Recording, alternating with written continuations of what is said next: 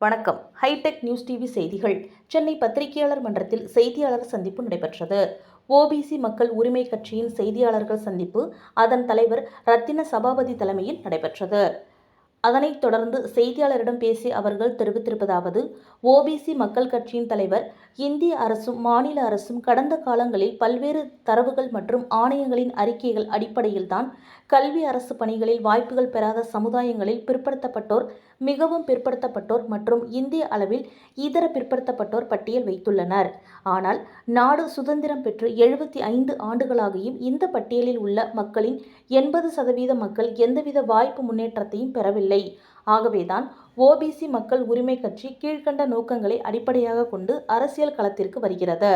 பிற்படுத்தப்பட்ட மக்களுக்கு தரமான கல்வி, கல்வி உதவித்தொகை, வட்டியில்லா கல்விக் கடன், நிரந்தர வேலைவாய்ப்புகள், விவசாயம், சிறு தொழில், சிறு வியாபாரம் செய்வதற்கு அரசு உதவிகள், மானியங்கள், உற்பத்தி பொருட்களுக்கு உரிய விலை, ஊழல் இல்லாத கடமை உணர்வுடன் கூடிய மக்கள் பிரதிநிதிகள், அரசு பணியாளர்களை உருவாக்குதல், குறிப்பாக ஒப்பந்த தொழிலாளர்கள் திட்டத்தை ஒழிப்பது, இதன் மூலம் இடஒதுக்கீட்டின் இருப்பை உறுதி செய்வது என்ற கொள்கையுடன் எங்கள் பரப்புரையுடன் ஒவ்வொரு குடும்பத்தையும் நேரில் சந்தித்து மக்களிடம் மாற்றத்தை உருவாக்குவோம் என்று அவர்கள் தெரிவித்தனர். தேசிய, மாநில அளவில் ஆண்ட கட்சிகளுக்கு மாற்றாக செயல்படுவோம் என்றும் அவர்கள் தெரிவித்தனர்.